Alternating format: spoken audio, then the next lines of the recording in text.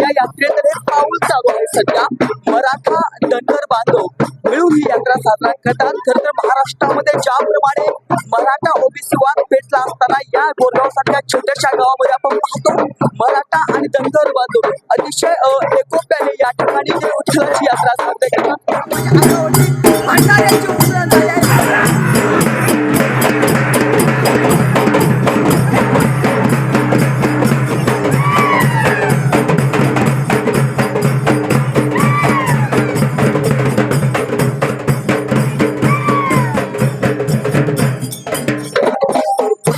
आता या ठिकाणी हा परस नावाचा प्रकार आहे. महाराष्ट्रामध्ये या ठिकाणी नावाचा परस ओळखला जातो. या ठिकाणी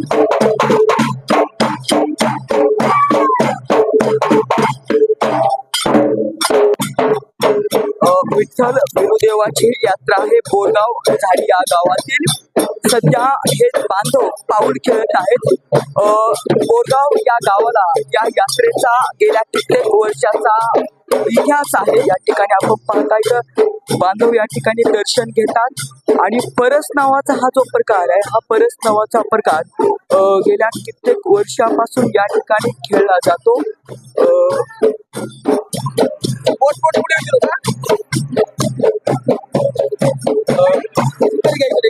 आपण पाहता हा परस नावाचा प्रकार आहे. या ठिकाणी गेल्या कित्येक वर्षापासून हा प्रकार या ठिकाणी खेळला जातो. कोल्हापूर जिल्ह्यातील पट्टणकोडीची यात्रा आपला सर्वांना माहिती आहे. त्याच धर्तीवरती तशाच प्रकारे बार्शी तालुक्यातील बोरगाव झाडी या गावामध्ये या ठिकाणी ही यात्रा संपन्न होत आहे. पाहता या ठिकाणी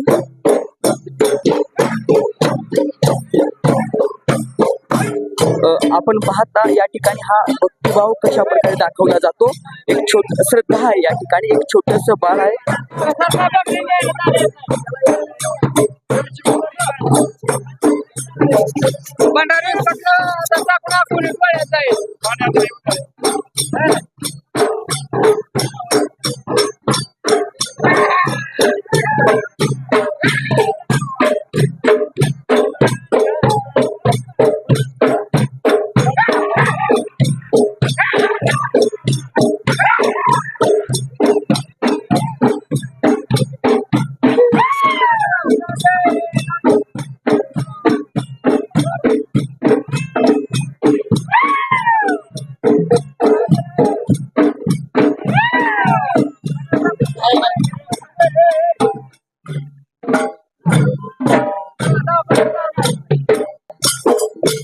मोठ्या उत्साहाने आपण पाहतो या ठिकाणी हे धनगर बांधव मोठ्या गोविंद आणि त्यांची यात्रा या ठिकाणी साजरी करतात. धनगर बांधव मोठ्या एकोप्याने या ठिकाणी यात्रा साजरी करतात.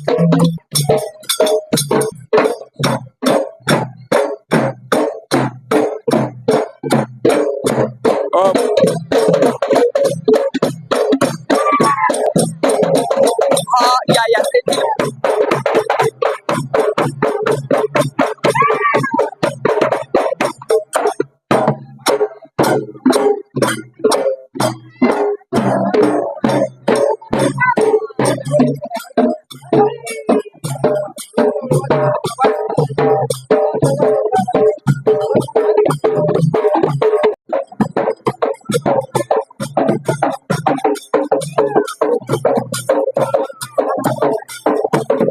मोठ्या भक्तिभावाने या ठिकाणी यात्रा संपन्न होत आहे. आपण पाहता या ठिकाणी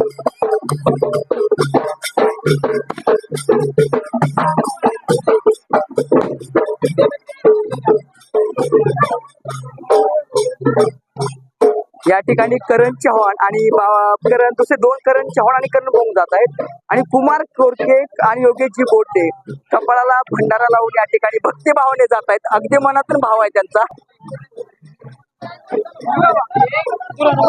थांबा प्रीतमजी. अरे स्टॉप. गावातील विठ्ठल असं हे विठ्ठल रुक्मिणीचे मंदिर आहे आणि विठ्ठल रुक्मिणीच्या मंदिरासमोर काही बरस आलेले आहे. बोरगाव गावातील हा जो या ठिकाणी मारुती मंदिर आहे आणि मारुती मंदिराच्या समोर या ठिकाणी परत आलेली आहे.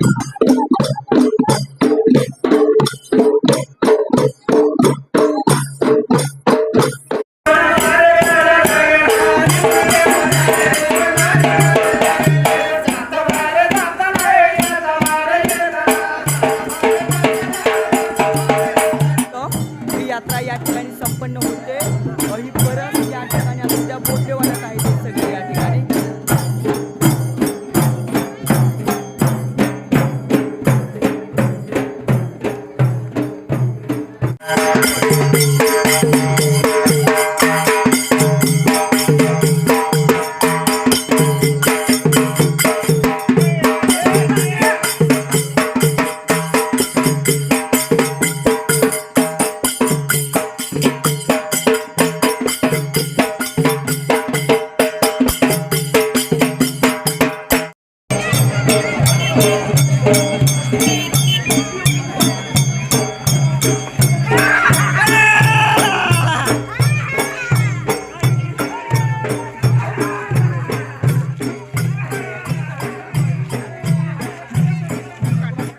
कारण सर्वांना यात्रेची माहिती सांगतो.